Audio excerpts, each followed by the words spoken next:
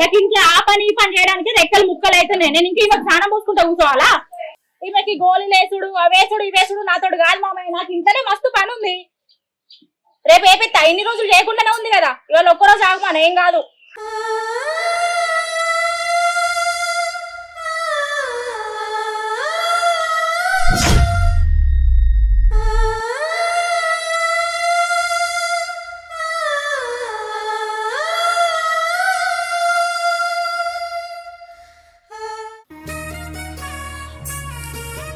సీత ఎంత ముద్దుకున్నావే, పుట్టబొమ్మలు ఎక్కున్నావు. మెల్లగా నేను బాత్రూమ్ దాకా తీసుకోవతప్ప, స్నానం చేస్తూ. నాను అంటే నేను చేస్తా కానీ బట్టలు ఎట్లా కట్టుకోరయ్యా?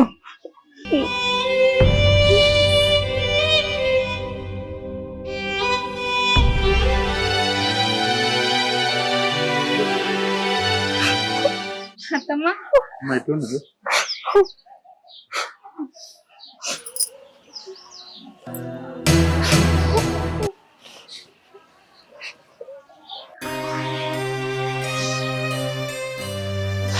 అత్తమ్మా తానం చెప్పిత్తప్ప,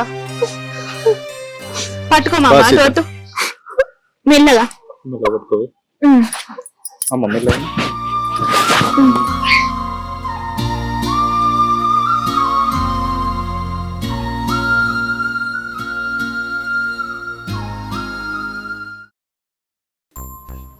దేవుని దయ వలన చెయ్యును నోరు మంచిగా పని చెప్తున్నాయి అత్తమ్మ. ఈ కాలు ఒకటి నయం అయితే అయిపోతుంది, మీరేం ఆధైర్యపడకండి. ఇది కూడా తొందరగానే నయం అవుతుంది. అంతా నువ్వు చేయబట్టేనే, లేకపోతే నేను మంచానికే ఉండదన్నేమో. అయ్యో అట్లెందుకంటావు అత్తమ్మ? ఎందుకంటావమ్మా, మేము ఉన్నది నీకోసం కదా. ఏమోరా, నువ్వు మంచిగా ఉంటే మాకు అదే చాలమ్మా. మళ్ళీ నేను తప్పుగా అర్థం చేసుకున్నా. ఇప్పుడు గవ్వని ఎందుకు తీయత్తమ్మా? ఇంకొని నువ్వు ఎటు పోవాలన్నా నీకు చీరలు లేవు నగలు లేవని నేను ఊకే నిన్ను తిట్టేదాన్ని. కానీ చీరలల్లా నగలల్లా పెద్దరికం లేదు, మనసు పెద్దదై ఉండాలని నాకు తెలిసేటట్టు చేసినవే. ఇగో ఈ కాడి నుంచి నువ్వు ఎటు పోవాలన్నా ఇగో ఈ చీరలు కట్టుకో, ఈ నగలు పెట్టుకొని పో. ఈ సీత కోడలంటే ఎట్లుండాలి గట్లుండాలి నువ్వు, సరేనా?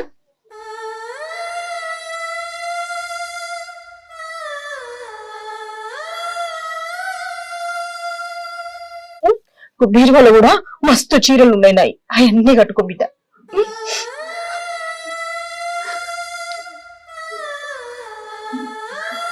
ఇవన్నీ నాకెందుకత్తమ్మా? నీ ప్రేమ ఉంటే చాలు నాకు. నా ప్రేమ నీది ఎప్పటికి ఉంటది, ఎప్పటికి ఉంటది. మీకున్న పట్టు చీరలల్లా నగలల్లా దానికి పాలిస్తే మరి నాకు పాలు పంచరా మీ పట్టు చీరలల్లా నగలల్లా? ఇప్పుడు ఏదో పాపం పోని అని ఇస్తే రేపు పొద్దున అది మొత్తం నా ఏమంటది అంటది.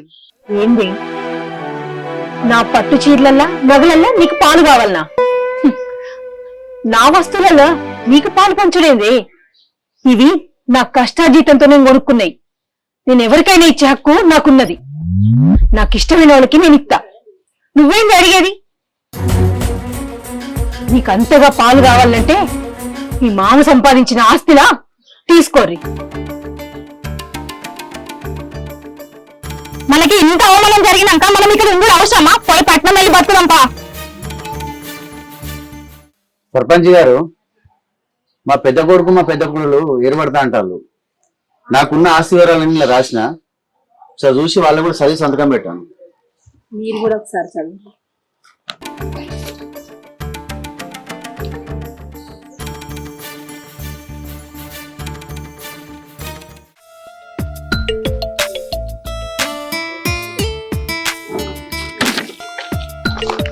మీరు కూడా ఒకసారి చదువుకోర్రి.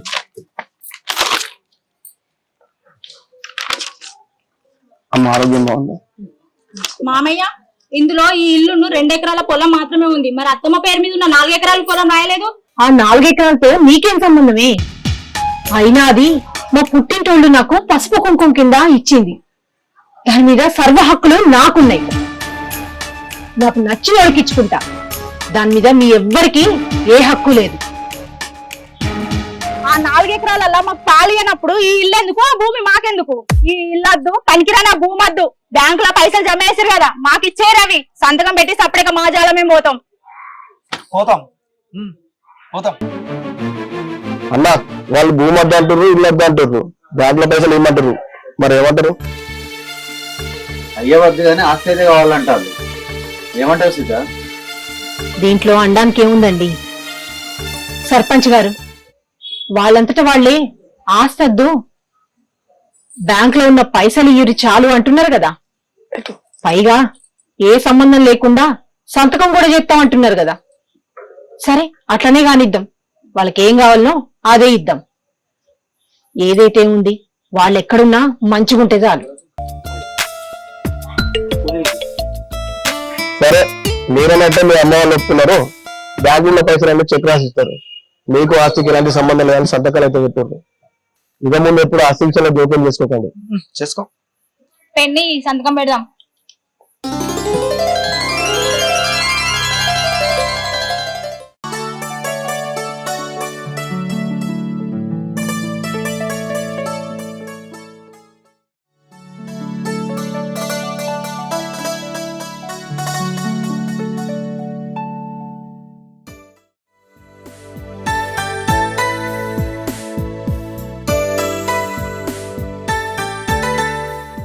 ఏం లేదు మా అన్న, నా భూమిని కొంటా అని వచ్చిర్రు.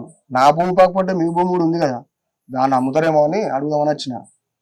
ఆ భూమి కొట్టోళ్ళు ఇప్పుడున్న రేటు కంటే 10 ఎక్కువ ఇస్తారట. గంత రేటు ఎందుకు కొంటా అంటారు వాళ్ళు? వాళ్ళు ఏదో ఫ్యాక్టరీ కట్టుకుంటారట.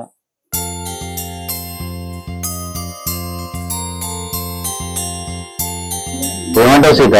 ధర మంచిగా అంటారు. అవునండి, ధర చూస్తే మంచిగుంది. సర్పంచ్ గారు, ఇప్పుడు మా ఇంటి విషయాలన్నీ మా చిన్న కొడుకే చూసుకుంటుండు. అందుకే వాడిని ఒక మాట అడిగి ఏ విషయం చెప్తాం.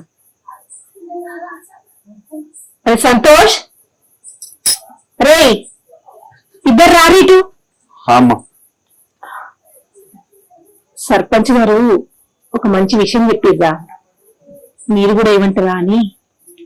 అదే మన భూములు ఉన్నాయి కదా, అక్కడ ఏదో ఫ్యాక్టరీ కట్టబోతున్నారట. దానికి ఇప్పుడున్న రేటు కన్నా 10 ఇస్తారట అమ్మితే. మరి నువ్వేమంటావా అని. నా ఇష్టం అమ్మ. రేట్ ఎక్కువ వస్తుందంటే సర్పంచ్ గారితో పాటు మనం కూడా తీసేద్దామమ్మా.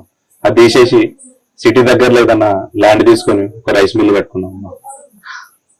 సరేరా, నీ ఇష్టం. విన్నారు కదా సర్పంచ్ గారు, ఆ పనులు ఏంటో చూడండి. సరే.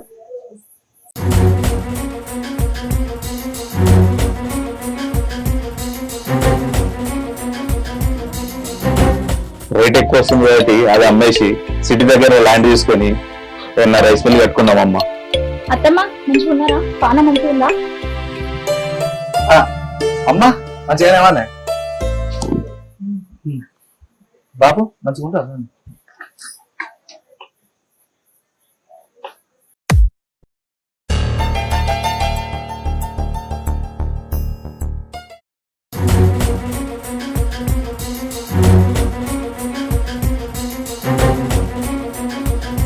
అత్తమ్మ మేము ఇక్కడే ఉంటాం, ఇక్కడ ఉండడానికే వచ్చినాం, మేము ఎక్కడికి వెళ్ళము. ఏమన్నా ఇక్కడే ఉంటారా? ఇక్కడ ఏముందని ఉంటారమ్మా? మీరే అన్నాడు మాకు ఈ భూమి వద్దు, ఇల్లొద్దు, మీ దగ్గర ఉన్న సొమ్ము మొత్తం మాకు ఇయ్యరు చాలని సంతకాలు చేసి మరిపోయారు కదా. మళ్ళీ ఏ ముఖం పెట్టుకుని వచ్చారు? అదేందమ్మా అట్లా అంటావు? ఇంకేమనమంటావురా? నీకు ఉన్న అవ్వ అయ్య అక్కడనే లేకపోయారు, ఆస్తే కావాల్సి వచ్చింది, తీసుకున్నారు, పోయిర్రు. ఇంకెందుకురా? ఇంకేమని మాట్లాడమంటావు? అత్తమ్మ అక్కకి ఇట్లా వచ్చింది కదా, ఉండనిద్ది, వాళ్ళు ఎక్కడికి పోతారు? పోనీ అమ్మా, ఉండనీ కదా. అరే చిన్నోడా, నా మాట మీద నీకు ఏ మాత్రం గౌరవం ఉన్నా మీరిద్దరూ ఊకోరు. అంటే ఈ ఊర్లో లేనంత మాత్రం నా ఇల్లు మీద భూమి మీద హక్కు లేకుండా పోతారా? ఎవరో గాని చెప్తే తెలియలేదు భూమికి విలువ పెరిగిందని. ఓహో, అదా విషయం. ఏమండి, వీళ్ళు ఎందుకు వచ్చిర్రో మీకు అర్థమైందా?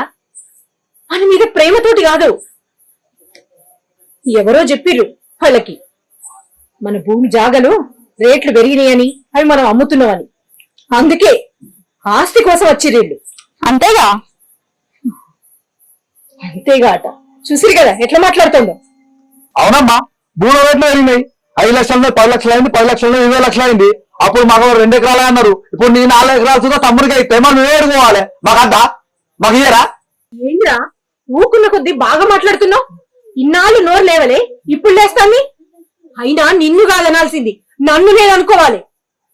కట్నం బాగా తీసుకొచ్చింది నా అపురూపమైన కోడలని నన్ను ఎత్తున పెట్టుకొని ఇన్నాళ్ళు చూసిన చూడు, అందుకు నన్ను నేను అనుకోవాలి. అయినా దీన్ని అమ్మా ఇది కరెక్ట్ కాదు. ఈ పని నేను ఎప్పుడో చేసుంటే ఇది ఈ స్థితికి వచ్చేదే కాదు. అమ్మా ఇది కరెక్ట్ కాదు. ఏంద్రా అమ్మకే తప్పుల గురించి మాట్లాడుతున్నావా? నన్నే కొడతారా అందరి ముందు? ఆస్తిలో వాట ఎట్లా రాదో నేను కూడా చూస్తా. ఏ నడుము. అమ్మా ఏంద్రా అమ్మ పిలుస్తాను కదా, పో. ఛీ, నడు.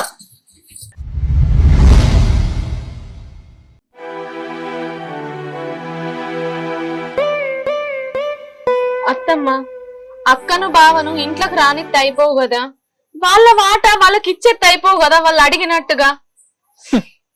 నువ్వన్నట్టే వాళ్ళని ఇంట్లోకి రానిద్దులే, కానీ చూసావు కదా ఎట్లా మాట్లాడుతున్నారు. వాళ్ళు వచ్చింది మా కోసం కాదు, డబ్బు కోసం, ఆస్తుల కోసం. అందుకే వాళ్ళని ఇంట్లోకి రానియలే. మనుషుల మధ్య బంధం డబ్బుతో కాదు, ప్రేమ ఆప్యాయతలతో ఉంటుందని వాళ్ళు తెలుసుకున్న రోజే ఇంట్లోకి రానిత్తనే. నేను ఎట్లా తెలుసుకున్నానో అట్లా వాళ్ళు కూడా తెలుసుకోవాలి. ఆ రోజే వాళ్ళు మళ్ళీ నా ఇంటికి వస్తారు. ఇలా ఆస్తి గురించి అంటావా? ఉన్న ఆస్తి అంతా ఎవరికే, నీకు కాదా? ఎప్పుడైతే మనుషుల విలువలు తెలుసుకుంటారో అప్పుడు వస్తారు. అప్పుడే ఆ ఆస్తి కూడా తీసుకుంటారు. అప్పటిదాకా ఉండని, బయట కష్టాలు పడని. మనుషుల విలువలు తెలుసుకున్నప్పుడే వాళ్ళకి అర్థమవుతుంది ఏం పోగొట్టుకున్నాము, ఏం పొందినాము తెలుసుకొని. ఏమంటారండి? అంతే సీత. అవును సీత, నువ్వు చెప్పింది కరెక్టే. వాళ్ళ తప్పు వాళ్ళు తెలుసుకునేదాకా వాళ్ళు బయటనే ఉండని. సర్పంచ్ గారు, ఆ జాగా అమ్మే పనులేవో చూసుకోర్రి. రే చిన్నోడా, వాళ్ళు బుద్ధి మారి తెలుసుకున్నట్టే మనతో పాటు కలిసి ఉంటారు, లేకపోతే వాళ్ళ కర్మ. నువ్వు మాత్రం ఆ రైస్ మిల్లు పనులవి చూసుకో. సరే అమ్మా, నేను పోయేస్తా.